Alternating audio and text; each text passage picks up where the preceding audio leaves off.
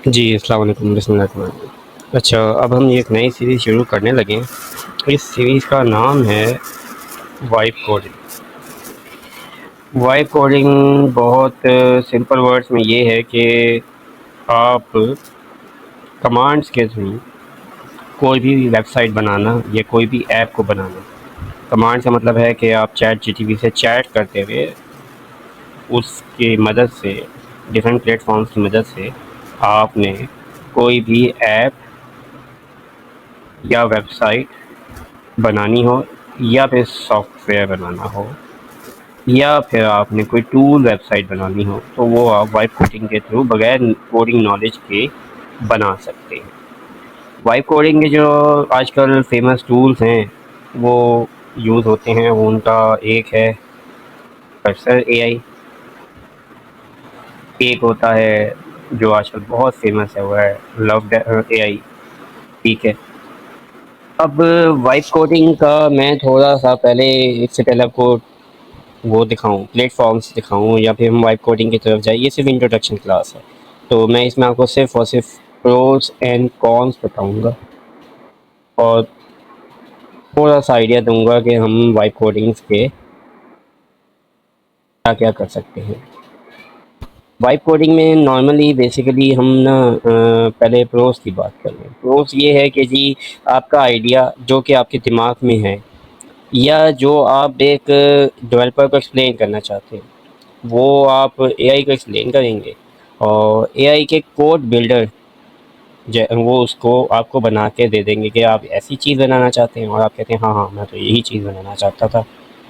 Vibe coding ये AI images के बाद, एआई टेक्स्ट के बाद और एआई की दूसरी एप्लीकेशंस के बाद जो आई चीज़ फेमस हुई वो हुई थी वाइब कोडिंग। आजकल वाइब कोडिंग से भी ज़्यादा जो फेमस चीज़ चल रही है वो है वाइब, उसको कहते हैं हम, क्या कहते हैं, एजेंट।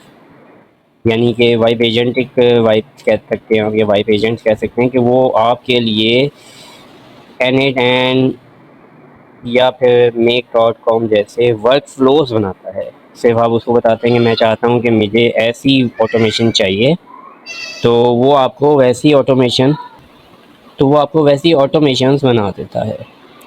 वाइब कोडिंग का प्रोज तो सबसे अहम बात यही है कि आपने सिर्फ और सिर्फ build anything via chat prompts. यानी आपने सिंपल चैट प्रॉम्प्ट्स देते जाने हैं और वो आपको वो चीज़ बना देगा। आसान अल्फाज में वाइब कोडिंग का मतलब है कि आपने कुछ भी बनाना है वो आप बना सकते हैं, build anything via chat prompts. सबसे अहम बात ये है, मेन मेजर प्रो जो है। इसके अलावा प्रो आप कुछ भी कह सकते हैं कि जी हम कोई भी सॉफ्टवेयर बना सकते हैं, कॉम्प्लेक्स सॉफ्टवेयर बना सकते हैं। वो यानी कि इस एक लाइन में ये सारा कुछ आ जाता है कि build anything via chat prompts. अगर आपकी प्रॉम्प्ट इंजीनियरिंग बहुत अच्छी है, आपको पता है कि इसमें प्रॉम्प्ट के कितने पार्ट्स होते हैं, कितनी किस तरीके से हमने प्रॉम्प्ट को डिफाइन करना है। एक अच्छा प्रॉम्प्ट इंजीनियर जो है ना, जो जनरेटिव एआई के ऊपर कमांड रखता है, हैंड्स ऑन जनरेटिव एआई रखता है, वो एक अच्छा वाइब कोडर कह सकते हैं आप उसे। अब वाइब कोडिंग के जो कॉन्स हैं यानी कि नुकसानात हैं, वो क्या है। एआई जो है ना, जहाँ तक मैं अपने तजुर्बे से बता रहा हूँ, ये याद रखिएगा, ये सारे ही जो लेक्चर्स अभी तक पिछली सीरीज़ हों या ये वाइब कोडिंग की न्यू सीरीज़ है, ये मेरे एक्सपीरियंस के ऊपर हैं। इससे इत्तेफाक रखना लाजमी नहीं है। आप इससे इत्तेफाक ना भी करें तो कोई फ़र्क नहीं पड़ता, मुझे कोई फ़र्क नहीं पड़ता। डिपेंड करता है, क्योंकि ये मेरे अपने एक्सपीरियंस है, मेरे अपना लाइफ एक्सपीरियंस है, मेरी अपनी ऑब्जर्वेशंस हैं, उसको मैं एक्सप्लेन करने की कोशिश कर रहा हूँ। जो कॉन्स है ना वाइब कोडिंग की, वो ये है कि एआई जो है ना, हाइड करता है अपनी मिस्टेक्स। ठीक है, और वो आपको बताएगा भी नहीं, और जब आप उसको बताएंगे वो कहेगा yes apology, yes you are right, ऐसे कह के उसको वो ठीक करने की कोशिश करता है। मिसाल के तौर पे आप नॉन कोडर हैं, आप उसको कहते हैं कि मुझे ना आप ना फ़लाँ चीज़ यूज़ करते हुए ना एक ना एप्लीकेशन बना दो। वो कहेगा ठीक है, आप फ़लाँ एपीआई लगाओ और ये एप्लीकेशन तैयार। आपने वो एपीआई लगा दी, लेकिन वो एपीआई जो है वो इजीली एसक्यूएल इंजेक्ट हो जाएगा उसमें, यानी कि वो तो फौरी तौर पे जो होगी ना हैक हो जाएगी, हैकेबल होगी, इंजेक्टेबल होगी। ठीक है, इसका मतलब ये हो गया वाइब कोडिंग का जो एप्लीकेशन है वो सिक्योरिटी मेजर्स में वल्नरेबिलिटीज़ बहुत है। मतलब ये है कि मुझे पहले इसको किसी एक सर्टिफाइड एथिकल हैकर को दिखाना पड़ेगा कि भाई ये देखें, ये कोड इसने लिखा है, इसमें आप वो मुझे निकाल कर दे इसकी कोई वल्नरेबिलिटीज़ हैं, यानी कि ये हैकेबल तो नहीं है। तो जाके एक वजह ये है कि आप, मैं मिसाल देता हूँ आपको समझाने के लिए। आपने एक हाई लेवल की प्रोडक्ट बनाई है, वो आपकी $1 मिलियन की प्रोडक्ट है, आपके क्लाइंट की $1 मिलियन की प्रोडक्ट है, उसने उसके ऊपर $1 मिलियन मार्केटिंग के ऊपर लगाना है। अब आप उसको अगर सिर्फ एआई कोड से चैट करके प्रॉम्प्ट से आप इसको एक एप्लीकेशन बनाकर दे देंगे जिसमें फ्लॉस इतने हैं, क्यों? वजह ये है कि ज़्यादातर जो वाइब कोडर्स हैं उनको नॉट नो कोडिंग, उनको कोडिंग नहीं आती। तो जब उनको कोडिंग नहीं आती तो उनको उसके बग्स और डिबगिंग ये चीज़ें करना भी नहीं है। अब उनको क्या, वो क्या लिखेंगे, कहेंगे कि जी मुझे ना फ्लैपी बर्ड बना दो। अब फ्लैपी बर्ड की गेम बन गई, उन्होंने उसको लॉन्च कर दिया। अब उनको पता ही नहीं है कि यार इसको मैंने सिक्योर कैसे करना है, मुझे इसको लिमिट्स कैसे लगानी है। तो वो पता चलता है कि जी वो फ्लैपी बर्ड्स पे 1 मिलियन ट्रैफिक आ रही है, लेकिन आपकी ट्रैफिक हाईजैक हुई हुई है और आपकी ट्रैफिक जो है वो उसका 70% रेवेन्यू जो है वो फलां अदर हैकर को या फलां उसको जा रहा है। अब वाइब कोडर क्या मिसाल होती है, देखें ज़्यादातर लोग क्या करते हैं कि लवेबल पे आए, हालांकि लवेबल जो है वो एक यूआई बिल्डर है। जैसे यूएक्स पायलट है ना, वैसे यूआई बिल्डर है। ये यूएक्स पायलट जो है ये यूआई बिल्ड करता है, यूज़र इंटरफेस। मतलब जो आपको ऐप बनानी है क्लाइंट के लिए या अपने लिए, उसका जो आप यूज़र इंटरफेस बनाएंगे ऐप का, एप्लीकेशन का, डैशबोर्ड का, पहले बूटस्ट्रैप में बनाते थे, अब आप अगर बनाना है आपने वाइब कोडिंग को यूज़ करते हुए तो वो आपने बनाना है यूएक्स बिल्डर से। अब मेजॉरिटी ऑफ लोग क्या करते हैं, वो सीधा जाते हैं किसी भी वाइब कोडर, मिसाल के तौर पे कर्सर डॉट ए आई, इसके वाइब कोडर में गए, इसको कह दिया कि भैया मुझे ये प्रोजेक्ट बना दे। अब उनको ये नहीं पता कि कर्सर डॉट ए आई जो है वो डेटाबेस कनेक्टिविटी में बहुत बहुत ज़्यादा जो है ना वीक है। मतलब ये अगर अगर एक अच्छा वाइब कोडर होगा तो वो कर्सर ए आई के साथ सुपर बेस को यूज़ करेगा एज। मतलब ये हो गया कि वाइब कोडिंग एक अच्छी चीज़ है, लेकिन उसकी फ्लॉस अगर आपको नहीं पता, अब आप जब कभी किसी वाइब कोडर को इस वीडियो के बाद हायर करेंगे तो आप उससे पूछेंगे कि भाई मेरी वेबसाइट की वल्नरेबिलिटीज़ को चेक करा था आपने, मेरी वेबसाइट की एपीआई जो हैं वो हैकेबल तो नहीं है। एपीआई बहुत इंपॉर्टेंट चीज़ है, लेकिन अगर एपीआई फ्रंट एंड पे लगा दी है एआई ने तो वो वल्नरेबिलिटी जो है वो 110% आपकी है, हैकेबल है और आपकी इजीली हो जाएगी। या फिर आप कोई एजेंट बनाते हैं जो कि आपका एक CEH है, प्रॉपर सर्टिफाइड एथिकल हैकर की, उसके पास सारी मेजरमेंट्स हैं और वो आपके कोड को एनालिसिस कर सकता है वो एजेंट। अगर आप बनाते हैं तो उसको आप कोड देते हैं कि भाई ये वाली फ़ाइल, लेकिन ऑब्वियसली आप उसको कितनी फ़ाइल्स देंगे? एक वेबसाइट की कम से कम भी अगर वाइब कोडिंग में करें तो एटलीस्ट 20-50 फाइल्स बनती हैं, जो कि फिर उसके बाद उसकी वल्नरेबिलिटीज़। जब तक आप एक अच्छे डेवलपर नहीं हैं, आप अच्छे वाइब कोडर नहीं बन सकते। अब मैं अगर वर्डप्रेस पे वेबसाइट बहुत अच्छी बना सकता हूँ तो मैं वाइब कोडिंग को यूज़ करते हुए वर्डप्रेस की बहुत अच्छी-अच्छी थीम्स बना सकता हूँ, बहुत अच्छी वेबसाइट बना सकता हूँ यूजिंग वाइब कोडिंग। मैं अगर एक एचटीएमएल का बहुत अच्छा हैंडलर हूँ कि मुझे एचटीएमएल कोड्स के ऊपर बहुत अच्छी ग्रिप है, तो मैं यूजिंग वाइब कोडिंग बहुत अच्छी HTML based websites, JavaScript based websites बना सकता हूँ, टूल बेस्ड वेबसाइट्स हम जिससे कहते हैं, मैं बना सकता हूँ।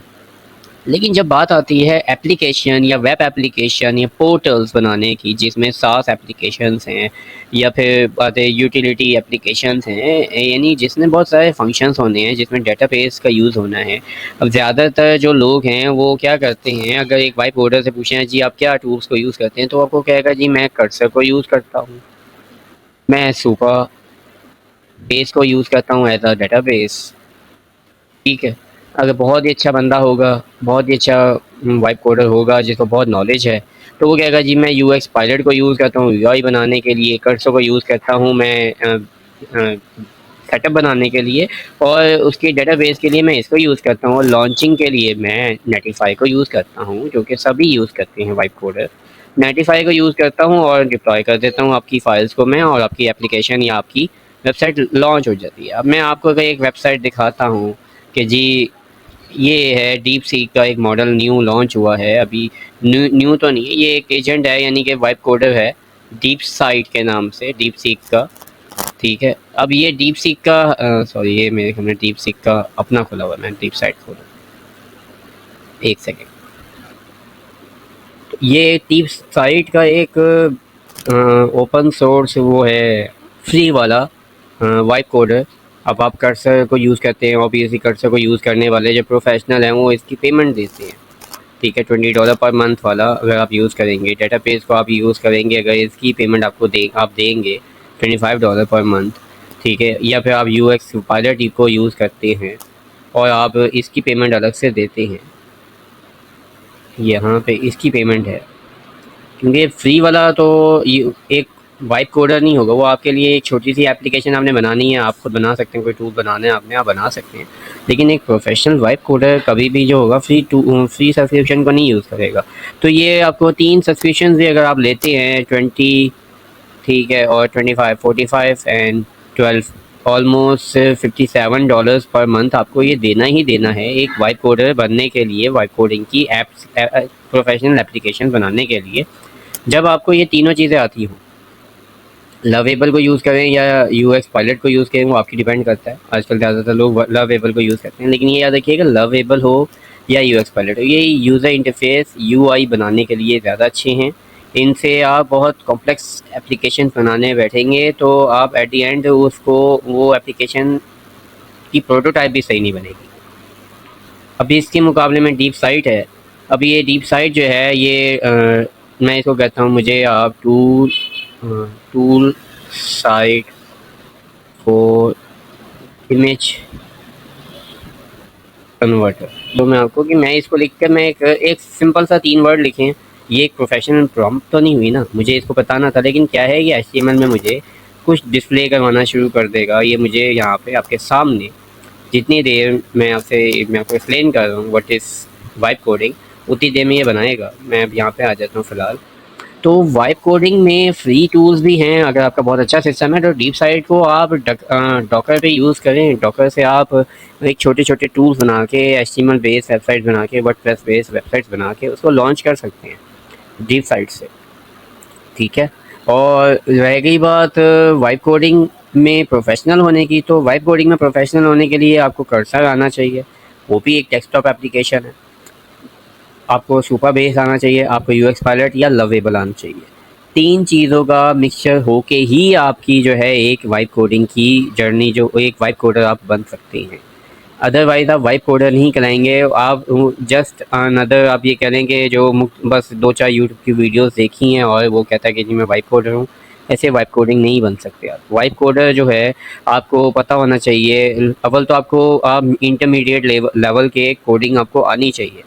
अब आपने एक पाइथन बेस अगर एक एप्लीकेशन बनानी है और आपको पाइथन में फ़ंक्शन तक नहीं लिखना आता, कि आप लिख नहीं सकते कि फ़ंक्शन क्या है, ठीक है, और आप कहते हैं मैं वाइब कोडर बन गया हूँ जी, मैं तो कोई भी एप्लीकेशन बना सकता हूँ, तो आप कुछ नहीं बना सकते। हकीकत माने, यकीन माने, आप नहीं बना सकते।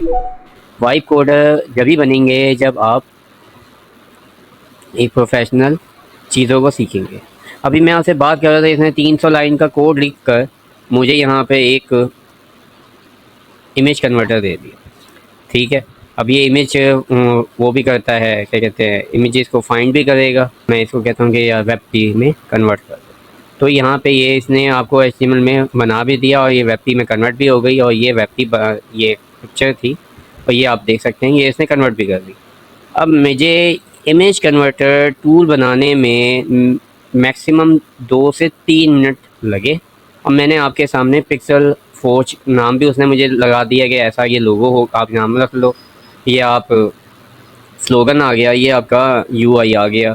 और इसकी बैक एंड का जो कोड है वो टोटली जो है HTML जावास्क्रिप्ट और CSS बेस, इसने totally HTML JavaScript single page website मुझे बनाकर दे दी।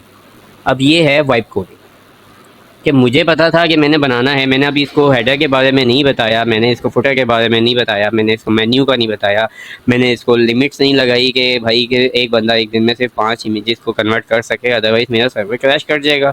कोई बंदा आ जाए वो 1000 इमेजेस को कन्वर्ट करने बैठेगा, वो तो कर लेगा कन्वर्ट, लेकिन मेरा सर्वर जो होगा, वेबसाइट जो होगी, वो तो क्रैश कर जाएगी। लिमिट दिखाए हर 100 के बाद कि जी आप हमारी, इसको मैं सास में कन्वर्ट करने का इसको नहीं बताया, ये डीप साइट को। तो लेकिन इसने मुझे आपके सामने 2 मिनट में वेबसाइट बना दी, ये मेरा टूल बना दिया। मुझे पता है कि मैंने ये वाइब कोडिंग में मैं यहाँ से 2 मिनट में बना लिया। अगर मुझे इधर बनाना होता तो पहले मुझे इसको डेस्कटॉप पे इंस्टॉल करना है, इसका फ़ोल्डर बनाना है, फिर इसकी एक प्रॉम्प्ट लिखनी है, और उसके बाद मुझे एक 2 APIs कनेक्ट करनी है, और फिर उसके बाद जाके ये मुझे बनाएगा। मेरी मर्ज़ी है, मुझे पता है कि मैंने बनाना है तो मैं तो बना लूँगा। लेकिन कॉन्स ये हैं कि अगर आप एक इंटरमीडिएट लेवल के प्रोग्रामर नहीं हैं, तो आप वाइब कोडर ना बनें। तो जो सजेशन है इस वीडियो को वो यही है कि आपने वाइब कोडिंग के फील्ड में आना है, आप वाइब कोडर बन जाएंगे अगले 3-4 साल के लिए। बहुत अच्छी फील्ड है, 3-4 साल के लिए बहुत अच्छी फील्ड है, क्योंकि आप लेटेस्ट से लेटेस्ट वाइब कोडिंग टूल्स को समझ सकेंगे, देख सकेंगे। अब वाइब कोडिंग में आजकल चाइना की ये डीप साइट अभी अभी लॉन्च भी नहीं हुई है, ये अभी सिर्फ हगिंग फेस के ऊपर अवेलेबल है। इनकी अपनी ऑफिशियली तौर पे डीप सीक वालों की ये जो है डीप साइट जो है, ये डीप साइट एक वेबसाइट नहीं, अभी अभी ये ओपन सोर्स मॉडल पड़ा हुआ है, LLM है ये। तो अभी तो ये लॉन्च नहीं हुआ, तो ये फ्री में है तो इतना कुछ दे रहा है, तो जब ये पेड हो जाएगा, यानी कि जब ये ऑफिशियली तौर पे लॉन्च हो जाएगा, तो आप खुद सोचेंगे ये कितनी बड़ी पावर होगी कि ये कर्सर AI या सुपर बेस या UX पायलट या फिर इन सबको पीछे छोड़ देगा, क्योंकि ये चाइना की प्रोडक्ट है ना। तो चाइनीज़ जो है जब भी प्रोडक्ट लॉन्च करते हैं तो वो सारे वाइब कोडर हों या सारे AI बिल्डर हों या इमेज जनरेटर हो या फिर वीडियो जनरेटर हो, उन सबको पीछे छोड़ देता है। अब 2-4 महीने के बाद जब चाइना वाले वीओ का लॉन्च कंपेटिटर लॉन्च करेंगे, तो वो भी आप देखेंगे वो उससे ज़्यादा पावरफुल